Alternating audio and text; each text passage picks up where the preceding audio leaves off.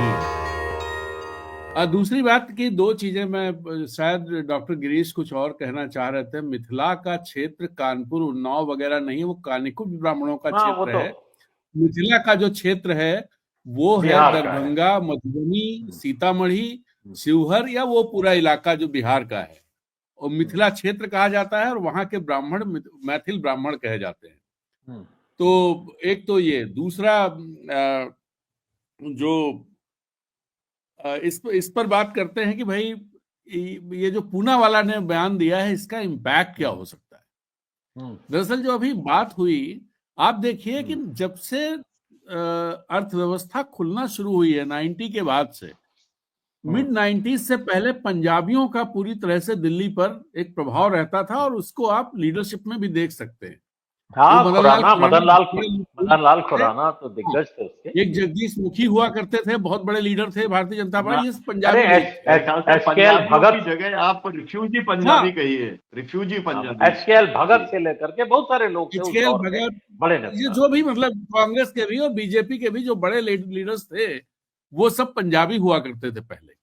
अब देखिए चीजें बदल गई। शीला दीक्षित भी जो आई, वो कहीं ये ना उन्नाव कहीं की है। पूर्वी उत्तर ये प्रदेश उन्नाव से से जो थी, उनका लिंकेज यूपी से। था, हाँ उन्नाव से, हम्म, जो दीक्षित हम्म, फैमिली है उन्नाव से है। हम्म, उन्नाव हम्म। हालांकि पूर्वी उत्तर प्रदेश में नहीं आता है, नहीं वो है, हाँ, अवध बिल्कुल ठीक बात है। अवध हाँ, इलाके में आता अवध है, में। मध्य उत्तर प्रदेश का हिस्सा है। हम्म, लेकिन प्रस्तुत ऐसे किया गया था कि जैसे पूर्वी उत्तर प्रदेश से लिंकेज शीला दीक्षित का है, वहां की बहू है वो।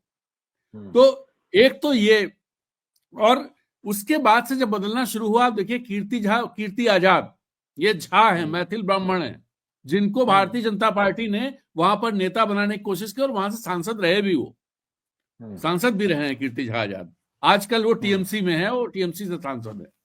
बाद हम्म, में कांग्रेस में आए, कांग्रेस से चुनाव लड़े, वो झारखंड से लड़े थे, वो हार गए वो। खैर, जैसे आप महाबल मिश्रा का नाम देखिए, कांग्रेस के एक बड़े लीडर, जो हम्म, सांसद भी रहे। मतलब कहने का मतलब ये कि 90 जैसे जैसे अर्थव्यवस्था खुली और ये सब बदला, वैसे हम्म, माइग्रेशन जो तेजी से हुआ, खासतौर पे इन क्षेत्रों से दिल्ली में सबसे ज्यादा लोग पहुंचे। और स्थिति ये हुई कि आज 27 सीटें ऐसी हैं दिल्ली में, 70 में से, जिनमें प्रभावी उस पर इम्पैक्ट डाल सकते हैं पूर्वांचल के लोग।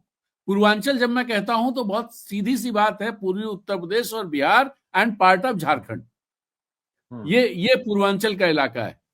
और जी। इसमें भी अगर आप एरिया वाइज देखें कि कहाँ कितनी किसकी आबादी है, तो अगर आप देखें चांदनी चौक में सबसे कम है, वहां 24% है। फिर आप हम्म, देखेंगे ईस्ट दिल्ली में 41% आबादी है हम्म, पूर्वांचलियों की, हम्म, और नॉर्थ ईस्ट दिल्ली में 40%, न्यू दिल्ली में 37%, वेस्टर्न दिल्ली में 34%, एंड नॉर्थ वेस्ट दिल्ली में 31%, और साउथ दिल्ली, हाँ साउथ दिल्ली में सबसे कम है, यहाँ 21%। तो आप इससे अंदाजा लगा सकते हैं कि पूर्वांचल का पूरा इम्पैक्ट कितना दिल्ली की पॉलिटिक्स पर है। और मनोज तिवारी और इस तरह के जो लोग भारतीय जनता पार्टी की तरफ से खड़े करने की कोशिश की गई, वो उसकी बड़ी वजह यही रही कि पूर्वांचल का दबदबा वहां पर है, तो उन जगहों पर इन लोग खड़ा। आम आदमी पार्टी ने दरअसल जब से आई है, आम आदमी पार्टी में आप देखिए पूर्वांचली चेहरे कई सारे मिलेंगे आपको। हम्म, और पूरा पूर्वांचल, संजय सिंह भी सुल्तानपुर से आते हैं, संजय सिंह पूर्वांचलियों का एक बड़े चेहरे के तौर पर वहां पर हैं। हाँ, और ठीक कह रहे, ठीक कह रहे। एक दो और लोग हैं अरे जो, गोपाल राय, गोपाल राय। गोपाल राय वो हैं, तो हाँ, और भी हैं हम्म, जो जो मंत्री नहीं है लेकिन हैं वहां। जैसे अभी उन्होंने टिकट दिया, जो पूर्वी दिल्ली में एक सीट से, पटपड़गंज से या कहां से, वो जो मास्टर साहब हैं उनको टिकट दिया, अवध ओझा, अवध ओझा, अवध ओझा, हाँ उनको अवध टिकट ओझा। दिया। तो वो इसी तरह का मामला है। तो ऐसे में देखिए, इसका नुकसान तो बहुत ज्यादा होगा।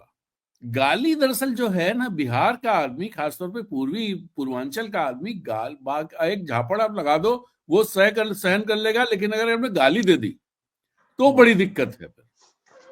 हाँ, ये मैंने महसूस किया है बिहार में। ये आप, और जब आप इस तरह की बात, जो बात कही है, उसे यहाँ दोहराया नहीं जा सकता है, जो जो बात पूना वाला ने कही है। और पूना वाला का बिल्कुल। बैकग्राउंड ये है, वो कोई कमिटमेंट के साथ किसी के साथ नहीं, हो कांग्रेस में हुआ करते थे 2019 तक, और तब वो मोदी जी को ऐसे ही गालियां दिया करते थे। अब वो दूसरे लोगों को गाली देते हैं, भारतीय जनता पार्टी में है, लेकिन उन्होंने डैमेज बहुत बड़ा कर दिया है। और खासकर सामने कौन था? ऋतुराज झा, जो मतलब मैथिल पे मामला, इसलिए सामने बैठा वाला आदमी भी मैथिल ब्राह्मण था। और एक चीज आप इस गणित से आप ये समझ लीजिए कि इससे भारतीय जनता पार्टी ने अपने पैर में कुल्हाड़ी मारी है। मतलब मुझे तो लगता है अनजाने में ही हुआ है, जानबूझ करके उन्होंने, शहजाद पूना वाले की ये स्थिति नहीं है कि वो बड़ा इस तरह से चीजों को आर्टिकुलेट करके कहे और बोले, वो एक बोल गया है, क्योंकि तो उनको कहा गया था बयान देने के लिए राजन जी, उनको कहा गया था इस तरह का बयान देने के लिए? नहीं कहा गया तो बड़ी अच्छी बात है, फिर क्या है? फिर तो मैं इसे इस तरह से परिभाषित करूंगा कि कांग्रेस के बढ़ते प्रभाव को भारतीय जनता पार्टी कम करने के लिए आम आदमी पार्टी को केंद्र में लाना चाहती है, इसलिए उसने ये करवा दिया, जिससे कि अरविंद केजरीवाल बहुत मजबूत हो जाए। और इससे अरविंद केजरीवाल मजबूत होंगे, इसमें कोई दो राय नहीं। दो चार गाली और दे दे पूरबियों को भारतीय जनता पार्टी के लोग। अगर जानबूझ कर दिया गया बयान है, ये पार्टी की लीडरशिप ने दिलवाया है, तो इसका मतलब एक रणनीति के तहत है। वो रणनीति क्या हो सकती है, और उस रणनीति के पीछे कौन से डर काम कर रहे हैं? वो डर यही हो सकता है कि कांग्रेस बहुत मजबूत हो रही है, तो कांग्रेस को अगर डिफीट करना है तो आम आदमी पार्टी को कुछ ऐसा इशू दे दो जिससे कि उसके साथ इमोशनल एक वो हो जाए। राजन जी, संदीप दीक्षित भी तो कांग्रेस को मजबूती कर रहे हैं ना? नहीं अभी आप क्या मजबूत कर रहे हैं? संदीप दीक्षित, अब देखिए अरविंद केजरीवाल बहुत तेज पॉलिटिशियन है, मुझे अभी तक इस तरह नहीं आई, मैं नजर रखे हुए हूं। अरविंद केजरीवाल ये भी कह सकते हैं कि सीता मैया का अपमान किया गया है, मिथिला क्षेत्र से सीता जी का क्षेत्र है वो। अरविंद केजरीवाल ये बात कह सकते हैं, अभी तक नहीं कहा है। और कृष्ण का भी अपमान हो सकता है, ये कहने के साथ अपमान का मुद्दा भी आ सकता है। किस तरह से भारतीय जनता पार्टी मुश्किल में फंसेगी, किस तरह से भारतीय जनता पार्टी मुश्किल में फंसेगी, तो ये बात अरविंद केजरीवाल की तरफ से आ सकती है, इंतजार कीजिए, मुझे लगता है आ जाएगी।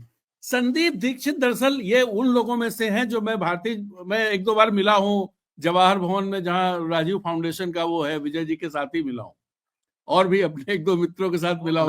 नाम हम लेने की जरूरत नहीं है। मैं चूंकि सुनीलम साहब ने नाम लिया था, इसलिए मैं थोड़ा, वो उन्होंने इरादतन लिया था, छोड़ दीजिए, वोकल हो लिया, हाँ वोकल हो लिया। तो खैर लिया था, सलाह देते तो वो अच्छी सलाह देते उनको, ये सलाह बिल्कुल सही बात आप कह रहे हैं, सही बात आप कह रहे हैं, बिल्कुल सही बात आप कह रहे हैं। अगर वो सलाह विजय जी से ले लेते, मैं नाम ना लूं, अपने मित्रों से वो सलाह ले लेते, तो शायद इस तरह के बयान नहीं देते। लेकिन कांग्रेस को ऐसे लोगों से ही छुटकारा पाना है, ये भी आप जान लीजिए। यही लोग हैं, ये कमलनाथ का नाम जो है सुनीलम जी ने लिया, कमलनाथ हैं, हुड्डा हैं, ये सब इसी तरह के लोग हैं जो पार्टी को डैमेज, एक ठीक ठाक चीजें चल रही हैं, उसमें आप पड़ी लकड़ी उठाने वाली बात, कहावत जो होती है, वो पड़ी लकड़ी उठा ली उनने कि आप अखिलेश, कहां से आप अखिलेश आ गए इस समय, और कौन सा आपने उपमा दे दी भाई, जो आपने वो दिया कि वो शराब कौन सी पसंद है और क्या शराब नहीं पसंद करता है। वो परिवार ऐसा है, वो परिवार ऐसा है जो शराब वराब से कभी रहा ही नहीं, पास भी नहीं रहा, ये रोचक बात है। तमाम लोग को मैं जानता हूं, वही मैं कह रहा हूं, को भी जानता हूं। वो वही मैं कह रहा हूं कि संदीप दीक्षित किस तरह की बात कर रहे हैं, और इससे किसको नुकसान होगा? इससे क्या समाजवादी पार्टी को नुकसान पहुंचा रहे हैं, आम आदमी पार्टी को नुकसान पहुंचा रहे हैं, भारतीय जनता पार्टी को नुकसान पहुंचा रहे हैं, या अपने पैर में कुल्हाड़ी मार रहे हैं? वो इससे कांग्रेस को नुकसान पहुंचा रहे हैं। और यही चीजें हरियाणा में भी यही हुआ, मध्य प्रदेश में भी यही हुआ, और जहां पे भी आप अधिकतर जगहों पे देखिए, इसको नुकसान अपने ही लोग करते हैं, और यही दिक्कत है। सबसे पहला टिकट घोषित हुआ संदीप दीक्षित का हुआ, क्योंकि उसे दीक्षित के बेटे हैं।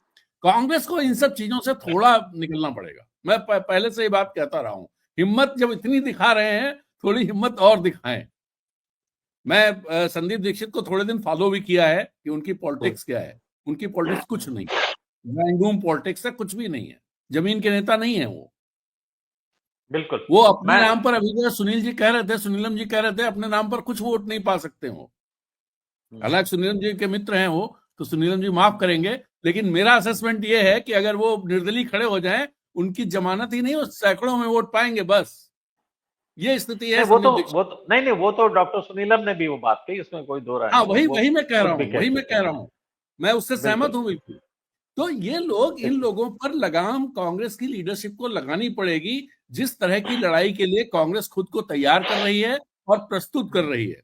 कल राहुल गांधी इतने उससे आरएसएस को अटैक कर रहे हैं, आज उनके जो सबसे बड़े नेता दिल्ली विधानसभा चुनाव के जिन जो मतलब चेहरे के तौर पर उभर रहे हैं, वो इस तरह की गल्लम गल्लम बात कर रहे हैं। इसका कोई मतलब है?